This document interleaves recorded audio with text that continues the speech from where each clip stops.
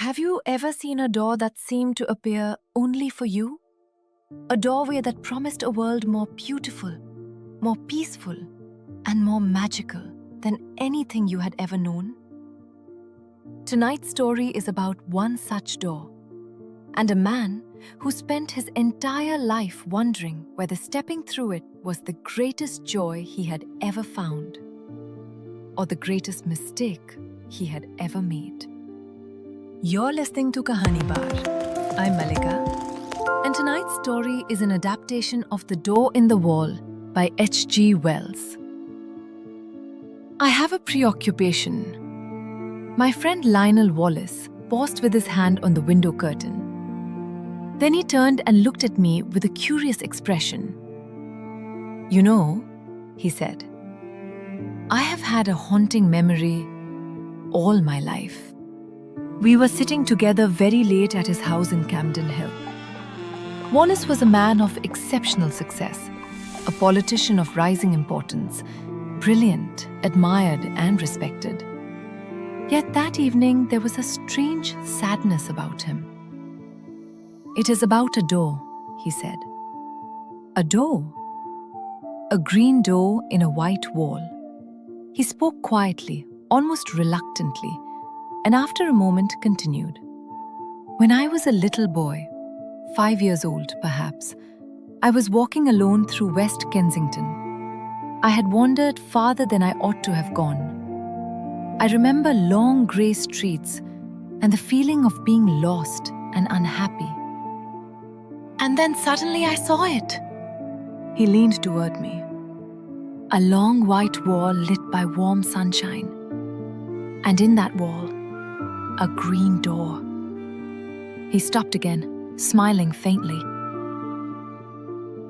It attracted me extraordinarily. Even now I can remember the feeling perfectly. I wanted beyond everything to open that door. "But you hesitated." "Yes. I had already been taught that wandering off was wrong. There was a conflict in my mind.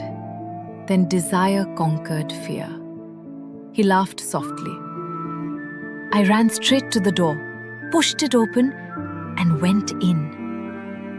Beyond the door, Wallace said, was the most beautiful garden imaginable.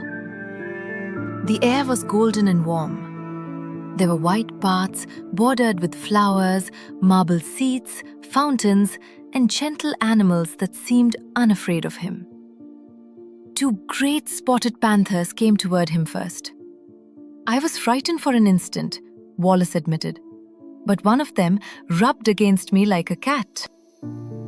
Children appeared, happy children, dressed in soft-colored clothes. They welcomed him as though they had always known him. Everything in that garden filled him with peace and delight. "There was a girl there," Wallace said, "tall and gentle. She took my hand. She led him through the garden to a great old tree, beside which sat an elderly man with a book. The man showed me pictures," Wallace said slowly. "But they were not ordinary pictures. They were my life." He saw himself, his parents, moments from his childhood, even events that had happened only hours before. And then suddenly, Wallace said, the book ended. "What happened afterward?" "I began to cry because I wanted to see more. And then," he spread his hands helplessly, "I found myself outside again in the cold street. The green door was shut behind me." The experience haunted him afterward. He longed desperately to return to the garden. Again and again, he searched for the white wall and the green door, but could never find them. When he told adults about the place, they mocked him. His father punished him severely for inventing stories. So Wallace learned to hide the memory. Years passed. He grew older, ambitious and successful. School, university, politics, all opened before him. He became known for intelligence and determination. And yet, from time to time, the green door would reappear unexpectedly. Once he saw it while hurrying to school for an important examination. If he stopped, he would be late. I hesitated, Wallace confessed.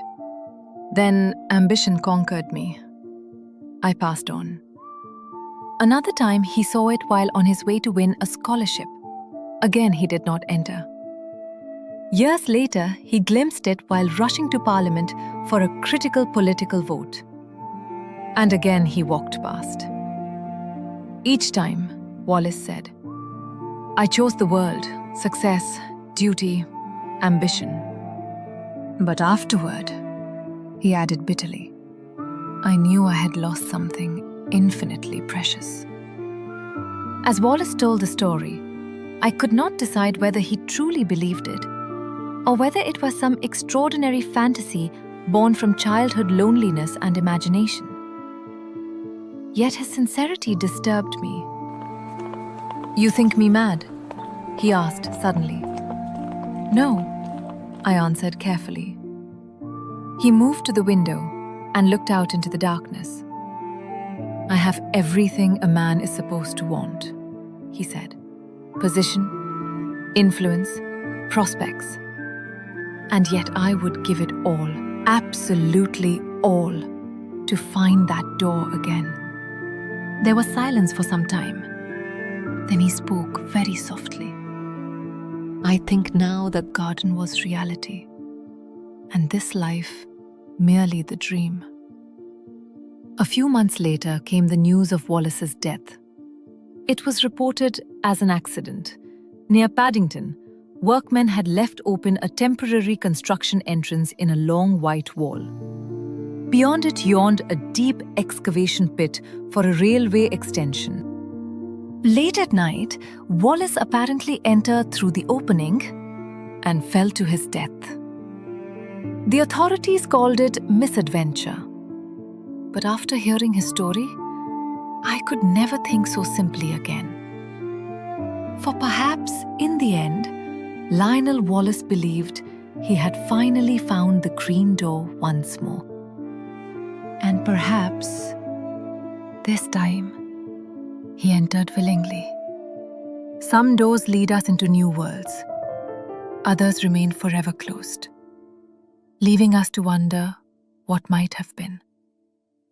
And perhaps that is the quiet tragedy at the heart of this tale. That sometimes the dreams we leave behind never stop calling us home. You were listening to The Door in the Wall by H.G. Wells. The adaptation of this story was done for you by Neerja K and was brought to you by Pixel to Pixel. If you enjoy our stories, like, subscribe, and share. This is Malika, signing off. Until next time, keep an eye on the forgotten corners of life, for you never know when a mysterious door might appear.